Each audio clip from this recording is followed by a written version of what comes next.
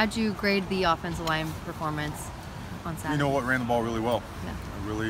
Really got after it up front against a really good defensive team, a team that's been known to be physical, and really ran up a bunch of yards. I'd like to have more possessions in the game, you know, especially with a guy like Royce, the way he was running, and Tony, and Canal, all that stuff. And we got to continue to do that. You know, it'll take the pressure off our young quarterbacks. So very positive. How difficult is it to just have 7 points, considering the way you guys, did It's run? difficult. It is. It's a tough pill to swallow. In the right kind of way, the approach is always going to be, you know what, you internalize it in a manner where you're going to use it as motivation. There have been too many positives to go the other way, and you know, injuries are part of the game, and we got to continue to find ways to manufacture yards and points.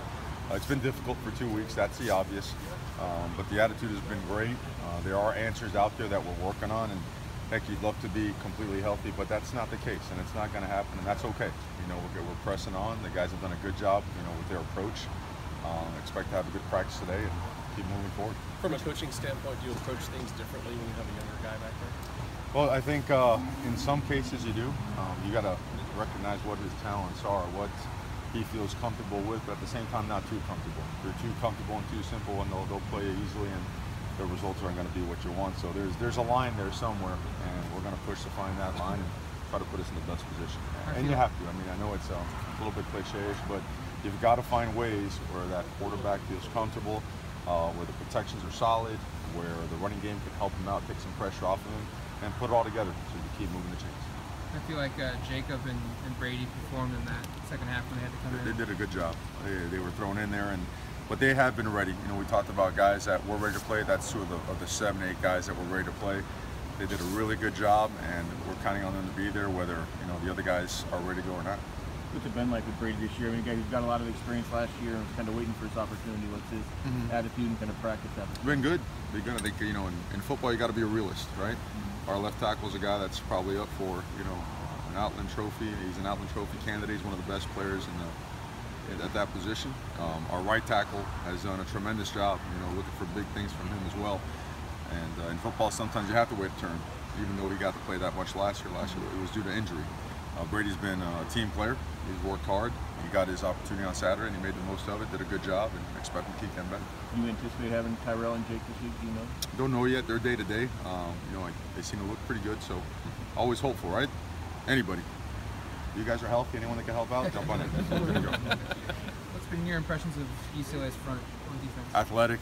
Typical team from Southern California with a lot of athletes from that area. Athletic, explosive. They can go. They've got a lot of bodies too, and they've had some really, really good moments.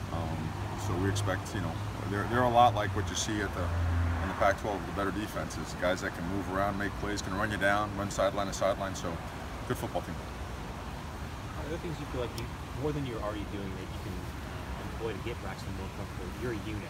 We do everything, brother. I think maybe been home once in the past 14 days. Trying to sleep in the office, trying to find that stuff. And there are a lot of things that, I know it didn't quite show in the game, but I think it will, because it's starting to show up in practice. He's gaining a lot of confidence, so is Taylor. I mean, everyone's gaining confidence in these guys. And now there's got to be drill and practice transition to game day. That's the biggest thing, right? It's all fine and dandy out there on film, but now we got to make it happen when the lights are on.